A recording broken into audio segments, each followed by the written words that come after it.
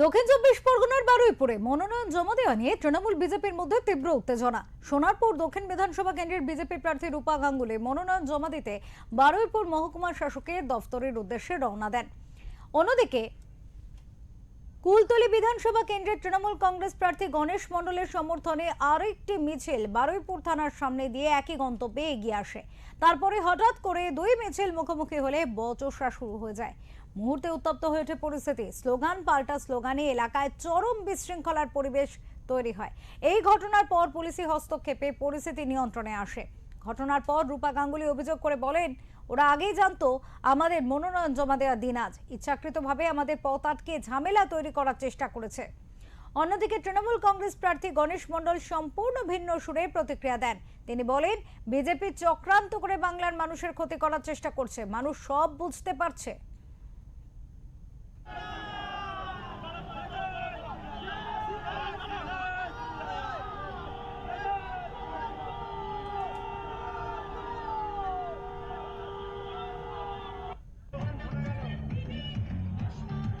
ওরা সবাই জানে যে আমাদের নমিনেশন আছে, ইচ্ছে করে এখানে আটকাবার জন্য একটা এখানে মানে জমায়েত করে আটকে দিয়েছে।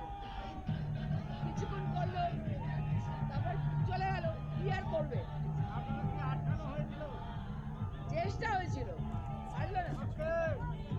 আমার যেতে হবে, টাইমে যেতে হবে, আমার টাইমে যেতে হবে। রাজনীতি অনেক হবে, আগে আগে নমিনেশন হবে। চল এসআইআর নাম করে তার নাগরিকত্ব কেড়ে নেওয়া হচ্ছে। সেই জায়গা থেকে আগামী 23শে এপ্রিল এবং 29শে এপ্রিল ঘাসের উপর জোড়া প্রতীক চিহ্নে ভোট দিয়ে আবার চতুর্থবারের জন্য মমতা বন্দ্যোপাধ্যায়কে নবান্ন। বাবার হাত ধরে এলেন, মার্জিন কি এবারে বাড়বে? হ্যাঁ, অবশ্যই মার্জিন বাড়বে, কারণ যেভাবে বিজেপিরা বাংলার মানুষের সাথে হয়রানি করেছে, বিশ্বাসঘাতকতা করেছে, প্রতারণা করেছে, সেই জায়গা থেকে আমার গতবারে যা মার্জিন ছিল প্রায় 25,000, তার থেকে অনেক কাট পড়ে গেছে, তার থেকে অনেক বাড়বে। আর আসার পথে দেখা গেল যে রূপা গাঙ্গুলি একটা অভিযোগ করলেন যে তাদেরকে আটকানোর চেষ্টা করা হয়েছে, আপনাদের যারা কর্মী সমর্থক ছিল রাস্তায় তাদেরকে আটকেছে, স্লোগান দিয়েছে। না, আমরা যখন আসি তখন এটা দেখুন, গণতান্ত্রিক দেশ, সবাই গণতান্ত্রিক এই উৎসবে প্রতিদ্বন্দ্বিতা করবে, এটাই তো স্বাভাবিক। আর বিশেষ করে এটা বাংলার যে গণতান্ত্রিক পরিবেশ, সেই জায়গা থেকে সর্বস্তরের বিজেপি, সিপিএম, তৃণমূল, কংগ্রেস সবাই প্রতিদ্বন্দ্বিতা করবে। মানুষ যাদেরকে আশীর্বাদ করবে তারা আগামী দিন জয়ী হবে। অভিযোগ করতে যে তাদেরকে আটকে স্লোগান দেওয়া হয়েছে। না না না, এটা বাজে কথা, এসব ঠিক না। মুখোমুখি দুটো মিছিল, কিন্তু